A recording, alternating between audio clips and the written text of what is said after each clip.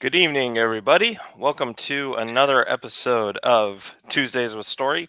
My name is Daniel Parker, and I am the writer and creator of Angel's Awakening, uh, my first ever comic book, successfully fulfilled.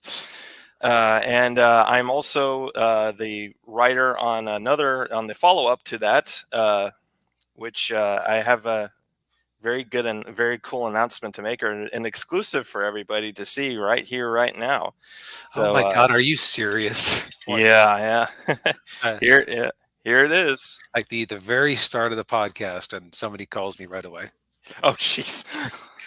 Couldn't have been in the 10 minutes. Sorry. Problem doing it live. Yeah, yeah, we'll do it live. All right, here we go.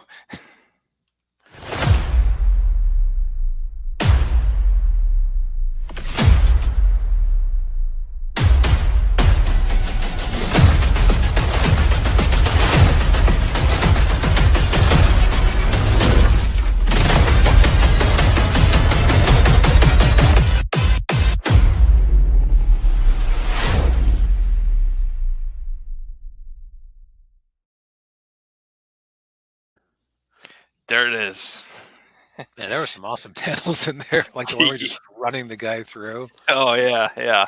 It's gonna be an awesome comic book. But yeah, Guardian Angel mailing list is going to go live tomorrow. So you're going to want to sign up for this mailing list because the first 50 people who sign up for the mailing list are going to get, if I can share my screen here, they will get, na, na, na, na, na, na, na. Yes. Well, we're doing it live, folks. They are going to get, you will get this as a print.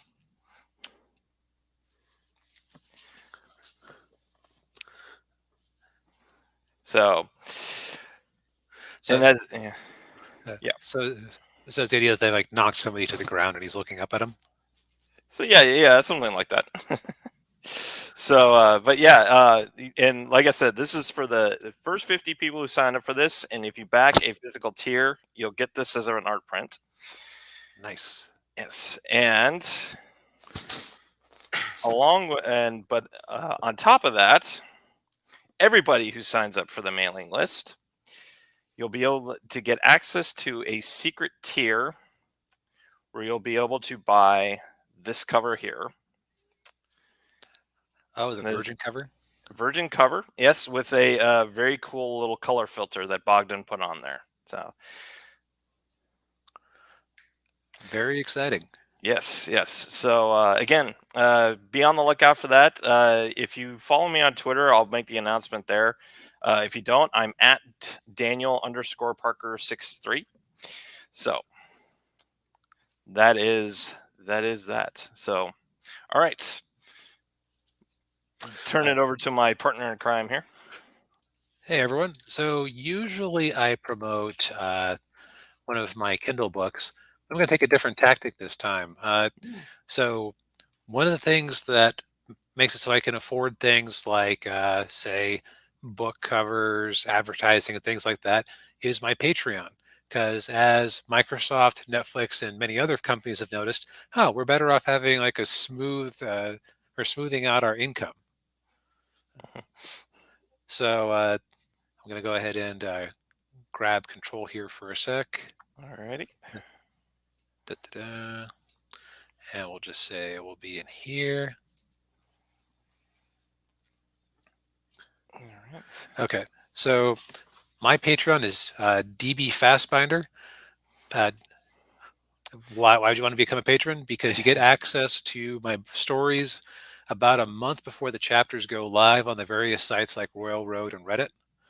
Also, unlike those places, I post character art to go along with the chapters. So that's a fun little inducement. Might as well use all this character art I get for something, right? Yes. And the first 50 people that sign up for my Patreon get a hearty thank you. Yes. I don't know. I don't know. Maybe if 50 people all sign up for my Patreon at the same time, I'll turn this sketch that Yogurt made me of Yukiko and a yukata into Yes. a poster. Let's say that if 50 people sign up in the next month. Yeah. Yes. Yeah. Yes. All right. All right. Link to DB's Patreon is in the description down below, as well as to his Magpie Wizard 3. So. Yep. All right. So for this video, we're going to be talking about this idea of heroes being happy. So, or having some sort of happiness within the story. And usually, of course, we kind of probably have to define what we mean by happiness. So, um, depending on the story, is it, are they happy most of the time, and then they have, interspersions of misery, or is it the opposite? Are they usually miserable and then they find interspersions of happiness? Yep. The first type, that's like a lot of sitcoms. It's like, oh, Homer Simpson's living a happy life, but then a German consortium buys a nuclear power plant and fires him, or say Lisa needs braces and they're going to cut the employee dental plan. Mhm. Dental plan. Dental Dental. plan. Lisa needs braces. Dental plan. Lisa needs braces. I remember I was watching the commentary on that episode, and they said that if you saw one of those jokes, they realized the episode was about 30 seconds too short. Which is funny because it's like such an iconic, famous thing, but Yeah, they just put it in it because they had to stretch it out just a little yeah, more. I think they had like one round of it, and then it's Ah, like, oh, we gotta do a couple more of these. But yeah. anyways, so it's like a lot of sitcoms will have that. Of course, there are sitcoms where the characters are kind of miserable, technically, but it's also like not that. Yeah, like I'm trying to think of an example of of a sitcom with miserable characters. Well, I guess Uh, Seinfeld, they have more of like an existential emptiness inside of them because they're all awful people, but yeah, yeah, they were happy with themselves, I yeah, guess. yeah. um, I would say Roseanne. They were pretty miserable. Mm. Yeah, because and also if you ever hey D Rhino. Um, who what was The Middle was another one. I don't know if you ever watched that with Patricia I've Heaton. I've heard of it. Yeah, that was one of those shows. I actually had to stop watching it because like they were always miserable, Mm. and I'm just like, and after a while, I was just like, okay, I can't deal with this anymore. Yeah, it's like how I binged a couple seasons of Always Sunny in Philadelphia, then I stopped out of fear for my immortal soul because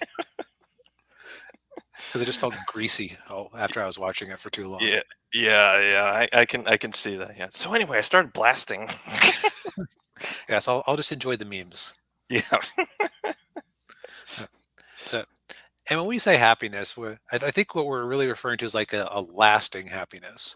Like, Mhm, just hypothetically, silly example. Ash Ketchum Pokemon. What's Ash's goal? To be the very best, like no one ever was. To become the Pokemon master and win. And what's absolutely hilarious is that because they wanted the show to just keep on going, he did mhm. not win a significant, like an actual existing in the game league until like 2 years ago, apparently. Wow. Every other time he would get to the tournament and he would lose somehow. Oh, jeez. And of course, like the fans would go, "That's awful. Why would you keep doing that? We want to see him advance." To which Yeah. apparently the creators would actually say, "You were supposed to stop watching this show years ago. We're basically assuming we're cycling in a new audience every 3 years." Yeah. It's fine for them, but Yeah. But so if Ash were to become the greatest Pokemon trainer in the world, what else could he do with himself? It's the same way that most romances end once the romance has actually been achieved. We don't need Pretty Woman 2 where I don't know, he has a stroke and she has to go back onto the street to pay for the operation or something. Ooh. Well, given how dark that movie actually was originally, that wouldn't surprise me if they wouldn't do that. Yeah. Yeah. Yeah. So on the foot, so like we could almost say like we could almost like make happiness, lasting happiness here, synonymous with the character achieving their driving goal. Hmm. You, I've also heard people refer to writers refer to characters having a wound, which is like, what's the fundamental thing that's wrong with them that broke them that drives everything else about them? Hmm. Like the example I heard was in The Sopranos. Tony Soprano's mother never loved him, so everything else is an attempt to fill that void in himself, and it drives the rest of his behavior. Mm, Which it can get very pop psychology-y, but hey, guess what? Fiction is great for pop psychology yes. because real people are way more complicated than characters. Yeah. uh, Give me another example of that. My the character of my T-shirt. I don't know if you can see it. It's Um, Ted Lasso. oh, okay. uh, by the way, if you ever watch the show, just so you know, AFC Richmond is not a real team. Um, but Okay. but What next will be telling me that Wakanda isn't a real country? Come on. yeah, uh, but um, but Ted Lasso is he's a college football coach who gets hired to coach a soccer team a Premier League team in England, and Ted Lasso is the eternal optimist. Like he just doesn't matter. He's like he's he'll always say it'll all work out. We'll get it. It's gonna be fine, even though he doesn't know a damn thing about soccer. I did not know that. So is he like a fraud or No, he's actually a really smart guy. He knows what he's doing. It's just the problem is he's coaching in a sport that he doesn't know anything about. Like he was actually a very in he was a Division II college football coach, and he won a national championship as a Division II college football when you say coach. football coach, do you mean American football American football, yeah. okay. Yeah, so but then he goes to England to coach a British football. Okay. Yeah, so Okay, so now that makes much more sense. Like yeah, they're like, well, he at least knows how to motivate people. We'll just yes. explain the rules to him. Yeah, exactly.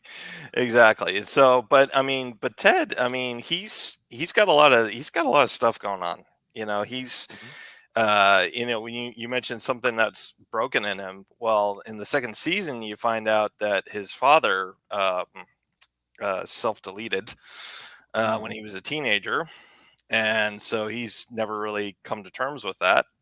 And he didn't come to terms with it until like the second season, because in the first and second seasons he's suffering from panic attacks, Mm. and so he's got that going on, and of course in the first season he gets divorced, and so it's just all the a lot of stuff going on. So and of course, and add to the fact that the football team or the soccer team is terrible.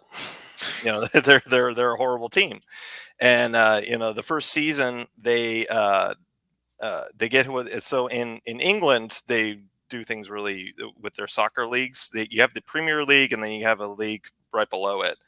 And if the team isn't performing very well, they get sent down to the lower league, and that's what happens to AFC Richmond. Is they get what's called relegated down to this lower league, Mm. and but then in the second season they managed to get back into the Premier League. Now, when Ted Lasso, and I already know how the show's going to end, because Because spoilers or because it's obvious? because it's obvious. Okay. So uh, the show will end when AFC Richmond becomes a powerhouse soccer team. They're going to be the best soccer team in the English Premier League. In the last episode, they're going to win the championship, Mhm. and that's when Ted Lasso will find happiness, or maybe he'll get a new get a girlfriend or get a wife or whatever. But yeah, that's the show will end once that happens. Right, or at least it should end, if unless an executive over at Apple TV forces them to make another season. Yeah, and then in which case it's going to be terrible. Right. Right. Yeah. But yeah, it's when a character, I guess what we're describing is the evolution of a character, or the evolution of the story, and to its inevitable end point. Now we're talking about it in terms of the happy ending, I guess. Right. Does the character get a happy ending, and can they be happy, or can they have that type of happiness during the story? Hmm. And there are actually scenarios and genres where you can just have perfectly satisfied, relatively flat characters that you don't necessarily need to have advancement. For example, a series that I've reviewed on my Substack mailing list uh, is it's a spinoff of Miss Kobayashi's Dragon Maid, uh, which focuses on the office lady character, who was always my favorite anyway. And I will tell you that in 4 volumes of that comic, she has not really progressed as a character much. She's gotten a little bit better at being an office lady and eating a bunch of tasty human food, but you're not there to watch her advance. You're there to see like a relatively simple character surprise people, get into weird situations that she misunderstands because she's a dragon pretending to be a human who's food obsessed, uh, and just so on and so on. It would be kind of weird and shocking if she actually had a major life change happen to her, Hmm. because she's the office lady who loves food and that gets involved in weird shenanigans. And she's pretty happy with her life. I'm sure she'll occasionally overspend on food. It's like, oh no, I spent my whole budget on those on that special curry at the restaurant, and I ate because I had 30 servings of it. Oh no. But it's not like in the next chapter is her getting evicted due to lack of rent payment or anything like that. Well, and when you have a character like that, like, you probably don't want to see that happen to her. You want her to have to be blissfully happy and blissfully unaware. Yep. So now to pull in an example of a similar thing where that's bad. Hey, what if you were given the reins to major comic book characters that have been around for 60 plus years, and you said, "Yeah, I want to make that food-based manga."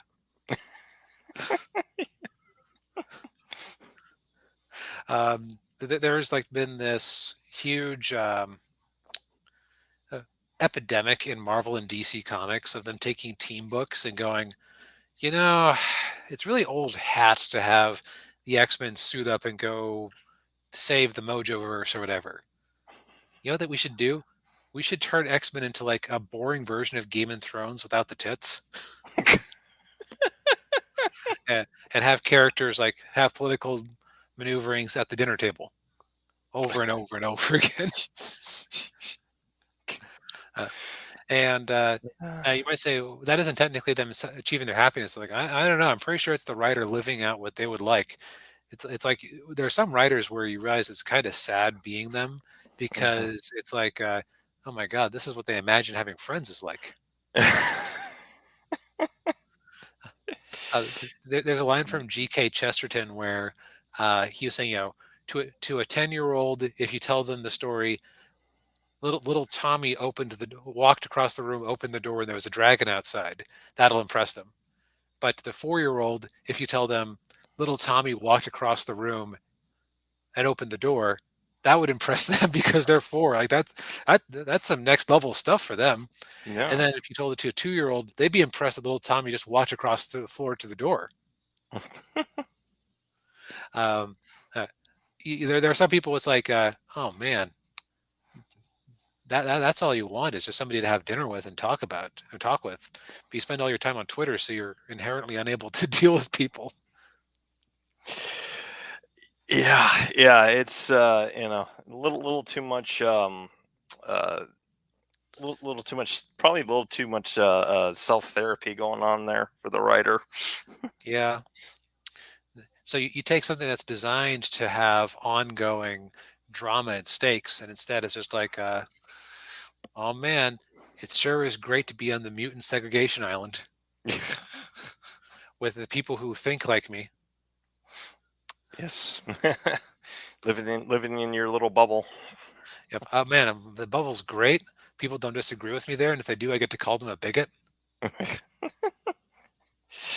And I have Yeah. mutant powers that I can use to attack them, so it's even better. Yeah. Yeah. Yeah. It's yeah, might make for good power fantasies, but not very good for storytelling. Power fantasies are to storytelling what pornography is to romance. Yes. Like, yeah, there can be some of that in there, but it better not be the whole thing. Yeah. Yeah. Yeah. But yeah, it's yeah, you want a story where that'll, don't want them to be just absolute pathetic people. I guess is what I'm Yeah, trying to say. yeah, you can go too far. Like we used to have the buy my book from the Hmm. critic. And I remember I watched through the critic once and I absolutely loved it. I thought it was hilarious. It was great. And then a couple years later, I went back and watched it again.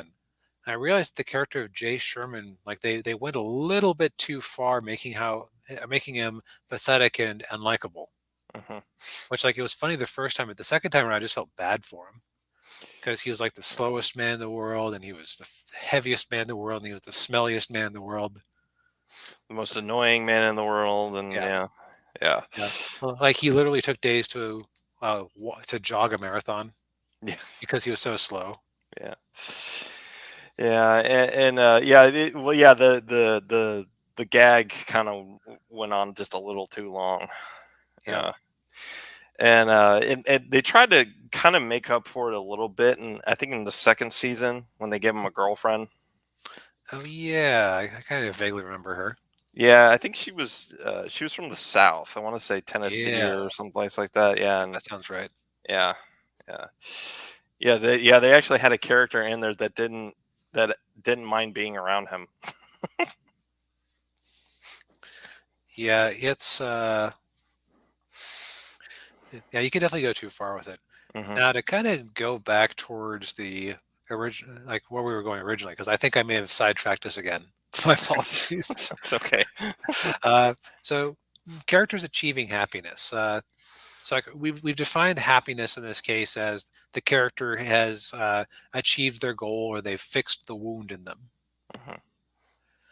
Now, you don't. Now, here's the interesting thing: is that you could, in theory, tell different stories about them with a different emphasis. It's just that it would, well, be very different. Like for example, I have the Confessions of the Magpie Wizard is planned as currently as a 7 book series, which book 5 is currently being posted on patreon.com/dbfastfinder. Link down below. Link down below. Uh, but anyway, what those 7 books is basically going through is the process that turned Soren from a devil with like a little bit of like a soft spot in him to being a decent person, even though he would vociferously disagree that he ever changed. No, he would tell you it's all an act. It's to make them like me. It's not that I turned good or like people. It's just all facade. Yeah, that's it. That's it. Yes, yes. Yeah. But at the end of book 7, being a unreliable narrator, right? And it's Mhm. only mild spoilers because, well, he kind of tells you what happened at the start of in the introduction because it's all big confessions. It's him talking about the lousy things he did and the good things he did and the things he's proud of and the things he's not proud of. Yes. If I want, like book 7 will have him at a very stable place. what I realized is that the biggest mistake I could make if I decided to ever continue the story, well, first off, continuing the story could be a mistake at that point. But he also has a life in theory full of adventures and whatnot that I could tell. So I would probably reclassify those books as Life of the Magpie Wizard. It's like, okay, we're out of confession mode. Maybe we even drop out of first person and switch over to a third person narrative where I can do multiple perspectives. But I could not just keep writing that one, you know, oh, the arc's done. But there's more that I feel bad about. The arc is done. Yeah, that's it. No more. Right? We're not going to whip it. Yes. We're not going to be Dragon Ball Z with Akira Toriyama having the editors breathing down his throat. So he kept going 4 years past, or no, Dragon Ball the manga lasted for 10 years. He was considering quitting around year 4. Uh, Not that he didn't make good stuff in the interim, but it was definitely a matter of external pressure making him keep it up after a certain point. yeah, yeah. It's you see those checks coming in, and it's very hard to stop. There is that too, because I think it might be like nowadays, it might be slightly different for them. Because I'd be very curious to know if you, oh, say, what do I have sitting on the shelf over here? Uh, like this manga here that I've been reading called Golden Kamui, which is actually pretty cool. Hmm. Um, I've always wondered, like, yeah, this thing was 12.99. I wonder what percentage this actually gets back to the guy in Japan, like to the person who did the original comic. Mm. I'd be very curious to know that arrangement because I could see it being, the people behind the comic magazine negotiating a flat fee, or did me buying that book transmit a nickel to Japan to pay him or something?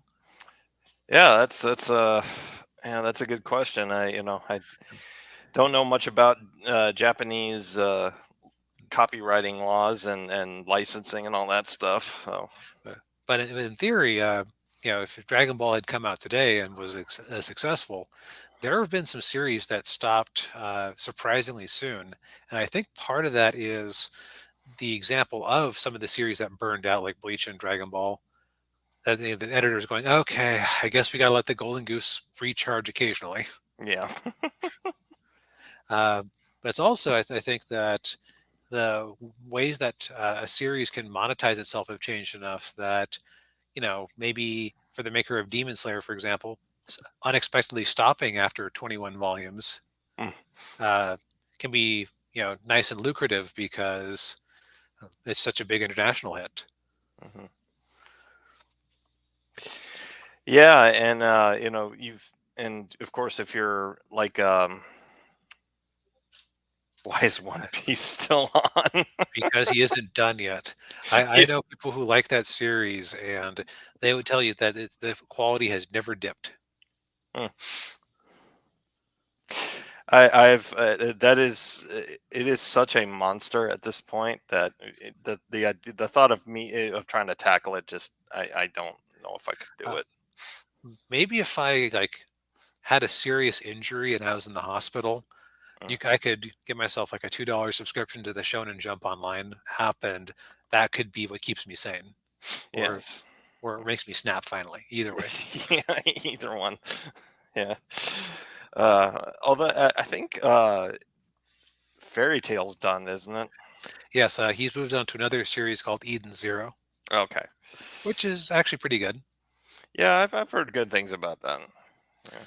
But so since I've taken this off topic again, uh, let's bring up something that you want to talk about, which is that there are some heroes like we were saying. You hit the end of their story, and or you give them that happiness, and your options are either to either to end the story, or you got to yank that happiness away from them.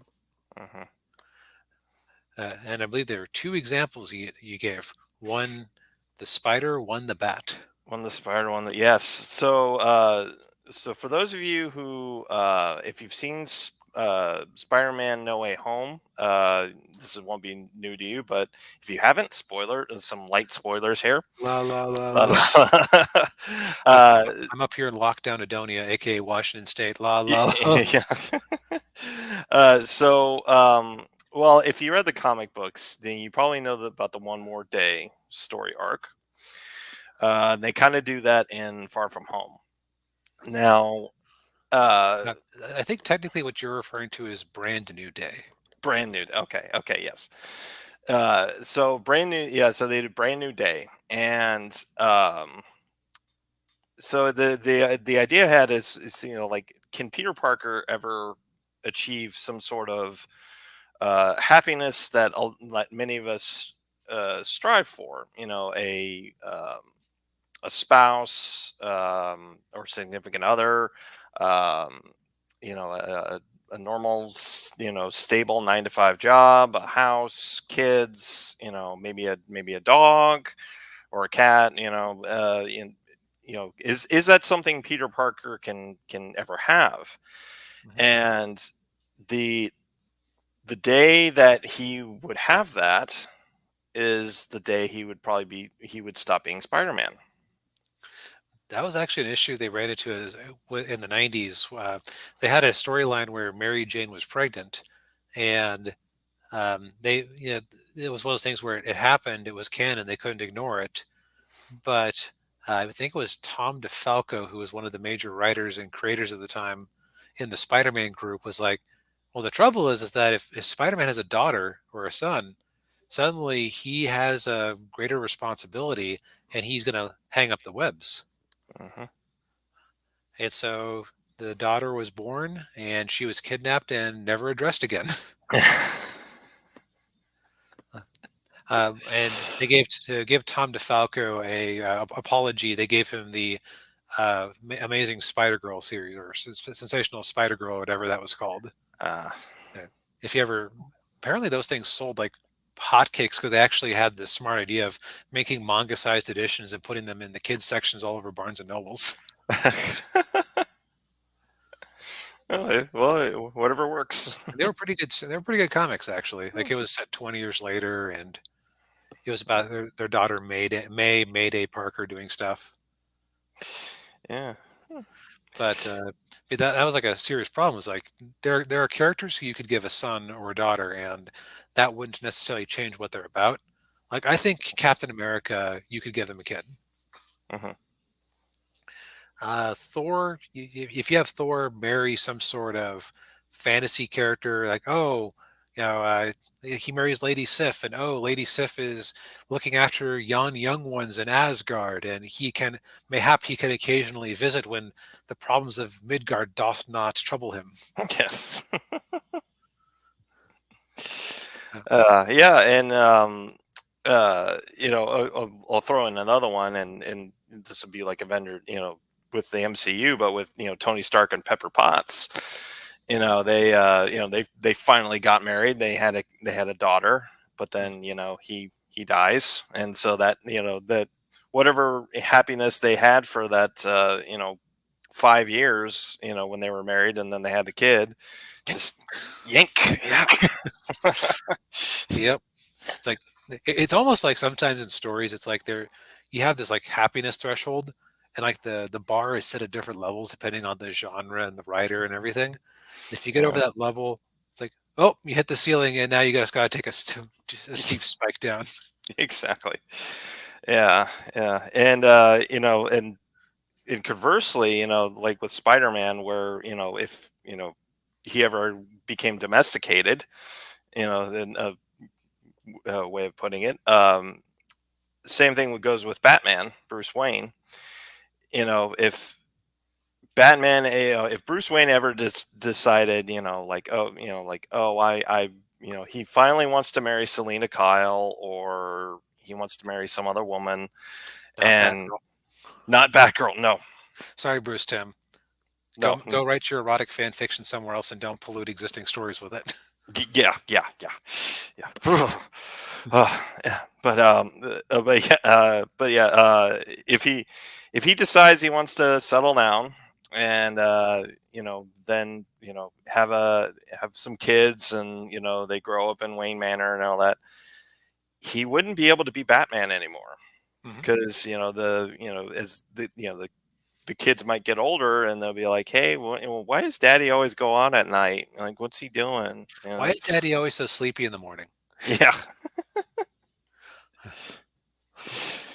Yeah, why does Daddy always have bruises on his arms and I was everywhere. everywhere? Yes. Mommy, are you hitting Daddy? Yeah. The- Yeah, it's also because those two particular characters, Spider-Man and Batman, became heroes because of their trauma. Hmm. So it's like if the only way for them to stop being the heroes is either for them to die with their spurs on, or to resolve that trauma somehow. Or in the case of Batman Beyond, Bruce was literally Batman until he physically couldn't anymore. Then he became a better shell of his former self. Yeah. Yeah. But it's like they have this obsession that drives them, Hmm. that that is completely incompatible with being able to put anything else first. Right. And but the trouble is, because they're moral good people who would care about a child too much, they would logically give up on their drive in order to for the sake of the child, or that relationship would immediately, like, would just sunder at some point, because MJ could rightly go, you're bringing home Venom and Dr. Octopus and other nonsense that we keep having to deal with. You have a 2-year-old kid, make a choice. Yeah. Yeah, and same with Batman.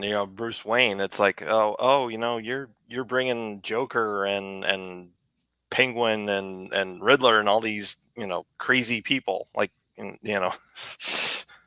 Yeah, and outside of Tom King being an awful writer, you kind of know that you kind of could tell in advance that Bruce wasn't going to marry Batwoman, or excuse me, Batwoman, Catwoman, Catwoman. Yeah. because like that was like a big fiasco. Where, oh, yep, this issue 50 of this series, this is definitely where Selena and Bruce tie the knot, and then she leaves him at the altar, which left a lot. Comic stores were like encouraged to, oh, get a wedding cake and bring it in to advertise the marriage, and oops. Yeah. Oops. Yeah. Yeah. It just Because then I think USA Today spoiled that she was going to leave him at the altar. Jeez. But you basically knew the wedding had to either not happen, or it would happen and then dissolve. Yeah. Yeah. It wasn't going to last long, and but I mean, that would be actually would God that Tom King really missed out. He could have had like they could have had like a whole storyline where like she does marry Bruce Wayne, Hmm? and then they get divorced, and then she just takes him for a ride. Takes him to the cleaners. And, Which is funny, because the next storyline did have Bruce losing most of his money for some reason. I forget why exactly. Like after Tom King left. uh, But yeah, the greatest heist ever. I stole 50% of the Wayne fortune yeah, hello. plus lawyer's fees. Yes. Now that wouldn't be probably wouldn't be a very exciting story, but No, that would kind of go back to turning the X-Men into a boring Game of Thrones without the tits, but that's yeah, and less action. But yes. like that's we kind of went out in a facetious direction with it, but there are yeah, those are characters who, them healing that wound, getting that ultimate happiness, would just end it. Hmm. Meanwhile, Superman, they actually had him have a kid for a while until they aged him up, and American comics are awful. Hmm. But turned him into a bisexual activist because it wasn't enough fun to have him be a 13-year-old boy who. No, he was 10 years old. Damien was like 13, and he was taller than Damien, and they would make Super Sons was such a great comic. We needed a few more years of that Yeah. before he even thought about aging up his son. Anyways, Superman isn't dealing with a psychic wound. Superman is a good person because he was taught that if you, well, to borrow somebody else's phrase, with great power comes great responsibility, and you do what you can to help people. Hmm. Like Superman can occasionally have issues with, oh, I have the weight of the world on my shoulders, but that's a problem of his own making, not because he's traumatized somehow. Hmm. So he's a character, and plus he's strong enough that there are not all that many threats that could come by and try to mess with his life. Hmm. Yeah, and of course, in his case, I mean, he can fly out, take care of whatever problem needs to be cared care of, and then fly back in time for dinner. Yep. So yeah, there are just some characters who that type, and I think that's the other interesting thing is that we think about it, Superman, depending on the version, usually has an intact family. Now mind you, either in some versions like the 30s and 40s, his parents were actually dead before he made it to Metropolis. Mm, In Man of Steel, Pa Kent died in a hurricane, saving the family dog. yeah, Um, but in a lot of other versions, they both made it, into adulthood, yeah, and then or into his the adulthood, I should say. yeah, and the Christopher Reeve, his father died of a heart attack. That seems to be what always gets him. I remember Yeah, one bit in the '90s where he actually did have a heart attack in the comics and survived, and like every time he came back. Uh, Sorry, Pa, I can't make you that pie anymore. Just think of this pudding as a pie without the crust. jeez. Oh man. Yeah. But so like they hinted at it Yes. at that death. Yeah. But Superman was just to go back to it. It's not like he lost his parents at a critical age and has been like harboring a deep resentment or guilt ever since. He's just a good person because he's a good person. You can give him happiness, and that doesn't fundamentally break this type of story he is. Right. By the And I think that's also another thing. Like that's actually a good, yeah. Like Superman is a great example of a character who, what makes Superman happy? Helping people, seeing cool things in space, Hmm. being a prankster occasionally, depending on the version. Yeah. Yeah, and flying around and you know being with Lois Lane and yeah. Mm. And that's kind of like the example we were talking earlier about. Oh, there's too much therapy in this writing. Well, if you make a character who their happiness is interesting to watch, Hmm. because what's Superman's happiness? Superman, you have to help us. We're from the Gorblat Nebula, and Darkseid has shown up. Actually, no, Darkseid is too dark. Mr. Mitzius Pitlick has shown up and is pranking our planet with with an enormous banana peel that will slip us out of orbit. You have to come help us. Yeah. Yeah, like that's like I just made that up off the top of my head, and that would probably make a pretty decent 20-page Silver Age Superman comic. Mm, It's like it's just a matter of like, is Superman in those types of stories kind of a flat character? Well, yeah, like he's not exactly progressing or anything, but the fun of Superman in that case is in him being Superman. yes. Much like Yeah. the fun of the Office Lady Dragon is in the Office Lady Dragon being the Office Lady Dragon. You don't want the Office Lady Dragon to get a breast cancer scare or something like that. Yeah. Can you imagine how miserable that would be? God. Yeah, that would suck. or, or Superman getting an addiction to OxyContin. Mm, no. Well, and something like that would work for another character, who's not, that Mhm. it doesn't, who's not as, not as fun, I would say, as Superman. Somebody. Mhm. I mean, honestly, I could see something like that happen into Batman. Yeah, like Batman gets injured and he you know gets on pain pills, and that comes to a head somehow. Yeah. Or the famous story arc with Iron Man, Tony Stark Yeah, having demon in the bottle. alcoholism, demon in the bottle. Yeah. Yeah, it's a shame that one of the great what ifs of history.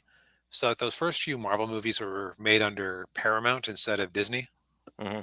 and like they would actually have jokes in there like Stan Lee playing Hugh Hefner, Mhm. and Tony like having their bikini babes around or something like that, and they're actually chasing skirts. Yeah. Disney was never going to give us Demon in a Bottle, No, no. never. But Paramount, if Paramount had gone out and borrowed the money and bought Marvel for that $4 billion, you know, I think that they would have given us that eventually. Oh yeah. Yeah, and they kind of hinted at it in Iron Man 2 a little. Yeah, which I think that was the last one that came out before the purchase. Actually, I think yeah, you might be right. Yeah. At least the last 'Cause- of Iron Man. Let's find yeah, out. the last Iron Man, and then because I remember the first Avengers still had the Paramount logo, although I think by then Disney had already bought Marvel. Let's see here. So Disney Marvel purchase. That was 2009. Really? That's that long ago? Okay. Wow. So uh, Event I in think Avengers was 2012, I believe. yeah, Yeah. but I think that Avengers might have still had. I think I'd have to go look it up. Yeah. But anyway, Um, yeah, we got a yeah. question. Got a question here from Dean Rhino. I can't answer this because I haven't watched Goblin Slayer yet, or Demon Slayer. Sorry, or yeah, Goblin Slayer. No, actually, I did watch the first episode and I couldn't watch it after that. Uh, I read the first three light novels. Um, so Goblin Slayer, his whole thing is that his family was killed by goblins, and forever after, it's actually a kind of interesting RPG thing that seems to be Japanese based, where the characters are named after their stuff, like whatever they do. Mm, It's like you have Spear Warrior and Shrine Maiden and Elven Archer and things like that. Like nobody actually has a name; they're all just their classes. ah. So it's like in that universe, to be the guy who's known as the Goblin Slayer means, yeah, you're really good at this one thing. And he's like a completely broken person. Like he's like he cannot really interact with people. He's just so hyper focused on goblin slaying. Mm. Like if you like hey hey Goblin Slayer, I got you a birthday present. It's a cast iron skillet. Good for travel. Okay. Could probably kill a goblin with it if it came to that. Um, and I would say that the Goblin Slayer actually kind of lost its way after the first light volume novel, Mm, because the fun of the Goblin Slayer was that he was this weirdo who everybody thought was strange, and they wanted to avoid him because he smelled bad, because he didn't clean his stuff off, because like the constant smell of like bits of goblin and blood and whatnot in there would hide him from the other goblins. ah. Uh, and he used crappy weapons on purpose so that the goblins, like if he dropped something, the goblins wouldn't have a better weapon to use afterwards. So nobody for the longest time wanted him in their party. Ah. So he was a one-man goblin wrecking machine. Mm, And I kind of felt like the first end of the first volume was actually we were talking about that earlier, where the character had achieved like some measure of happiness, where he had to defend this farm against a huge bunch of goblins, and the whole book he occasionally makes temporary alliances with people, but nobody wants to be his friends. And then mhm. suddenly all of these other adventurers who he had helped at some point in the book show up to help him fight off this army of goblins. Ah. So that almost felt like an ending Mm, in a way. It's kind of like the way that Star Wars you could have worked as a single standalone movie. The Goblin Slayer Volume One kind of works as a standalone story. Um, and then after that, I kind of felt like they fell into the trap that we were describing earlier. It's like, well, you're the Magpie Wizard. What do you have to confess? I basically said the worst stuff. I'm not doing really heinous shit anymore. yeah.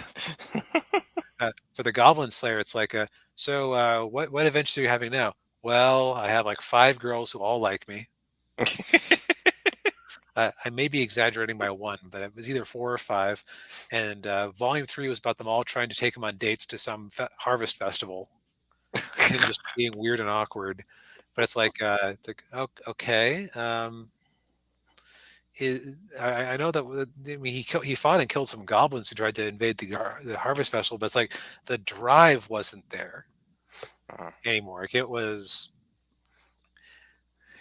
it was just it kind of felt like it had run its course, but Mm. the author had made the mistake of making a ridiculously successful versed volume, Yeah. and it's like, well, you do I go out and do I take a chance on something different, or do I just ride this as far as I can? Mm.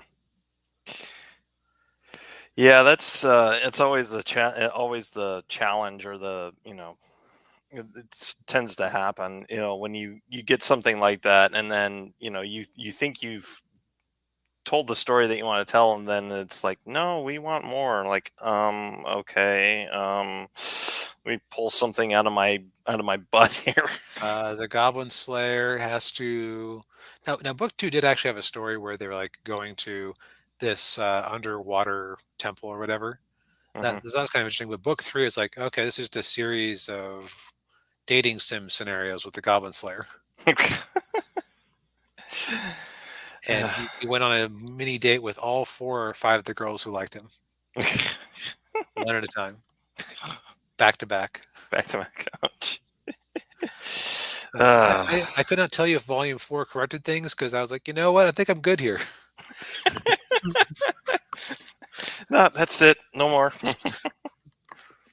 Yeah, to quote the Roberto Durant, the former boxer, "No mas, No mas. no mas." Yeah. Yeah, thanks for bringing that one up, D. Rhino. That's like a great example of a series kind of exceeding its design parameters. Yeah. Yeah. And that's a problem with serial fiction because the objective of the serial fiction is to keep making the author money every week. Yes. And give another example. So I've been on a Ninja Turtles kick lately. Um, but and I bought I don't have them up here, but I bought the trade paperbacks of the uh, the the old black and white comic books Mhm. from the '80s. And if you know anything about the story, you probably know this. But when they wrote the first issue and they self-published it, like they wrote it not expecting to write any more, because in the first issue of the comic book they kill Shredder.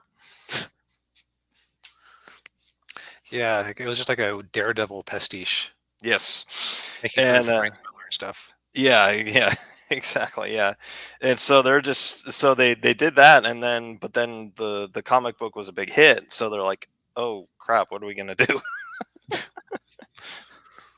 So then they came up with Baxter Stockman, and then they had the Krang, and the Triceratons and all that. So it started getting a little Mhm.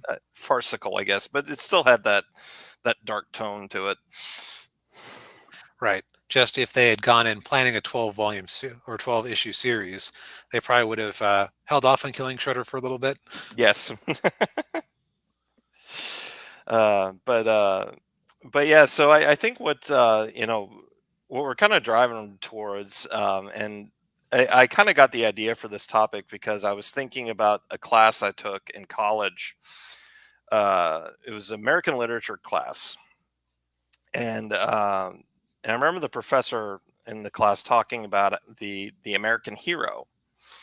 And of course now it seems like the archetype of the American hero is kind of bled into other uh, countries, but it's this idea that the American hero is not domesticated, and they are chaste, and virgins. And I put virgins in quotation marks because they probably have had a few lovers, but not necessarily hung around.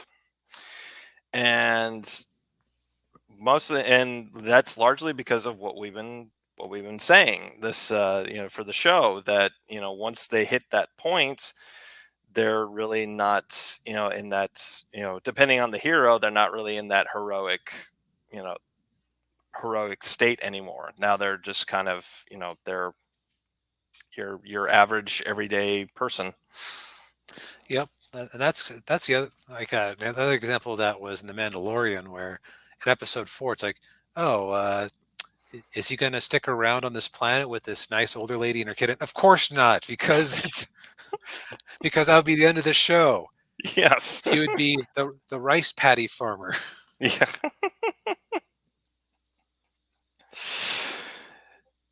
Yeah, and it's so yeah, I mean you have to, kind of, if you want to continue that story, they continue the hero's journey, I guess you could say. They can't have any sort of emotional ties in that respect, or if they do, like we were saying, you yank it out. Yep. Which actually, when you think about it, that kind of might explain the thought process behind the Disney sequel trilogy to Star Wars. Because it's like, how do you? It's kind of hard to continue that story without yanking away the success of the heroes. Hmm. Like they might have almost been better off setting it, hundreds of years in the future. Because Luke Skywalker becoming a bitter old man on an island is very different than his great great great great great grandson, we'll say Jake Skywalker, uh, having that issue. Yeah, yeah, or Han Solo being a deadbeat dad. Right. Yeah. Very different if it's Han Solo's kid. Hmm. But yeah, I think that what we kind of have talked through is that whether the hero is allowed to be happy kind of depends on the objectives of the series. Hmm. Like, did you build the series around the idea of Bruce Wayne as the Batman wages a one, I mean a two, I mean a three, I mean how Hmm. many people? Anyways, he wages a ceaseless war against the forces of crime and evil to satiate the hurt in his heart over the death of his parents. Hmm. Is very different than Elma's an office lady and she's secretly a dragon and she doesn't understand human culture, Yeah. which is different than.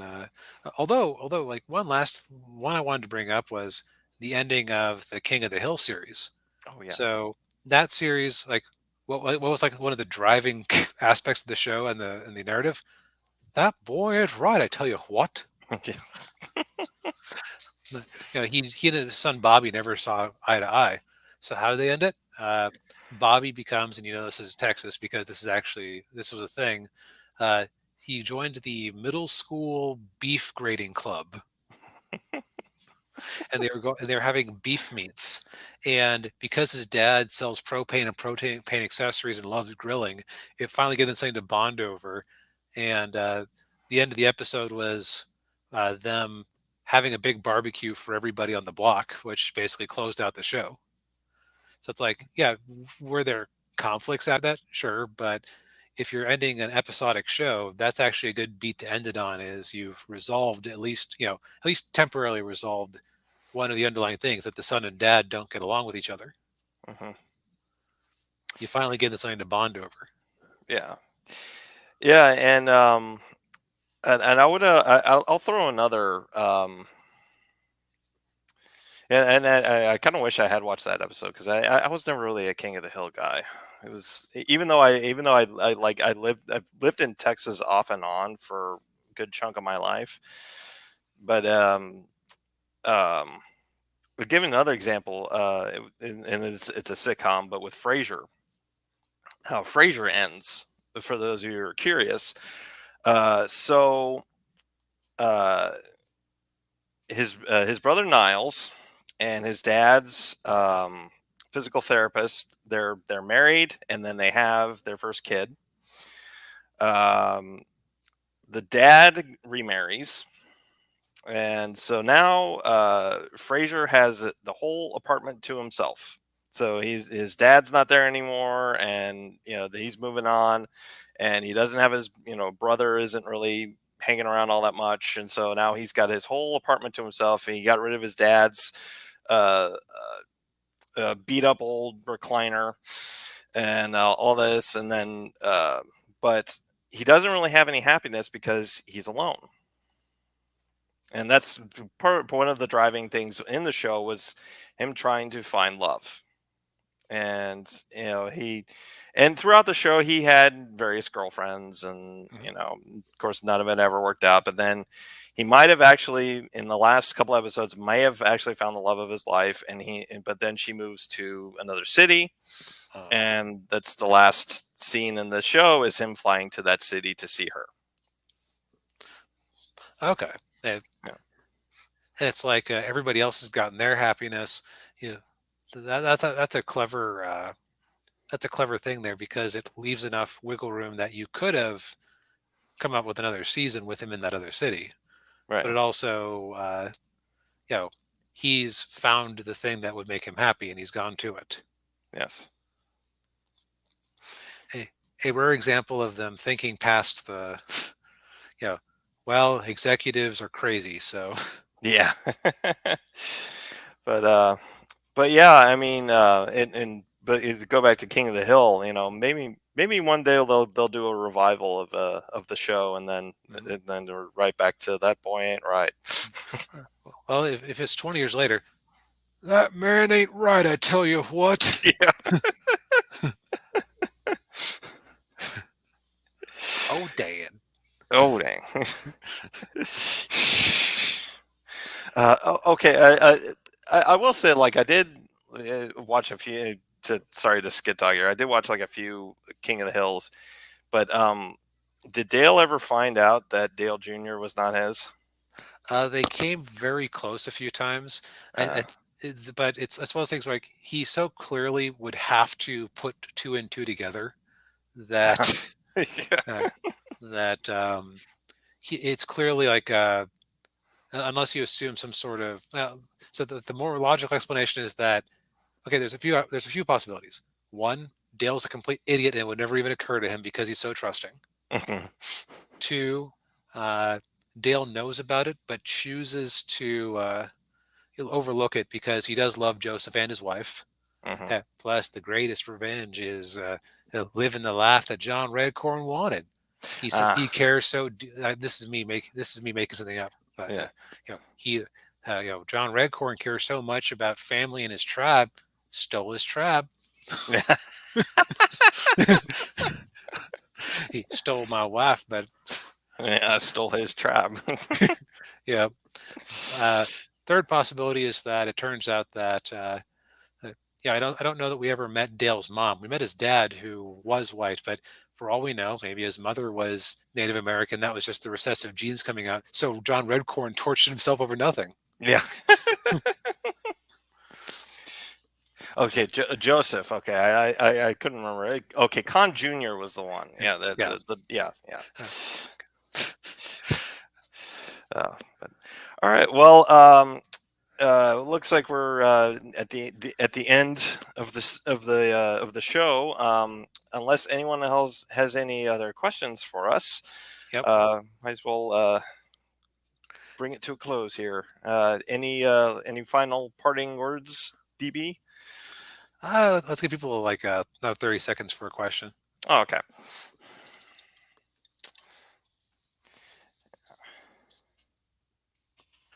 If we get 50 questions in the next 30 seconds, um, totally we'll do something with that yukata photo. Yeah. Yes, yes, yes. T-shirts. Yeah, we'll put the Yeah. yukata photo on T-shirts. Oh, okay. Here. So this one's from me. Does the recently revived second protagonist from Guardian Angel find some happiness in the new world he awakens to? Um, Stay tuned and find out. All right, that would be telling. Yes, yes, it would be. All right. Well, it's been fun as always. Uh, DB, any other final words you got? Uh, this show is brought to you by the letter Y for Yukiko and Yukata. Yes.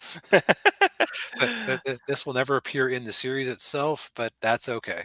Yeah. All right. Well, once again, that's all we got time for. Link to Bobcat's Patreon down below, as well as Confessions of Magpie Wizard 3. And also keep an eye on my Twitter tomorrow. Daniel at Daniel underscore Parker 63 for the mailing list on Guardian Angel. And if you missed it when you missed the start of the show, I'm going to play the trailer for you again because it's really cool. So, but anyway, that's all we have. Good night, everybody. Good night.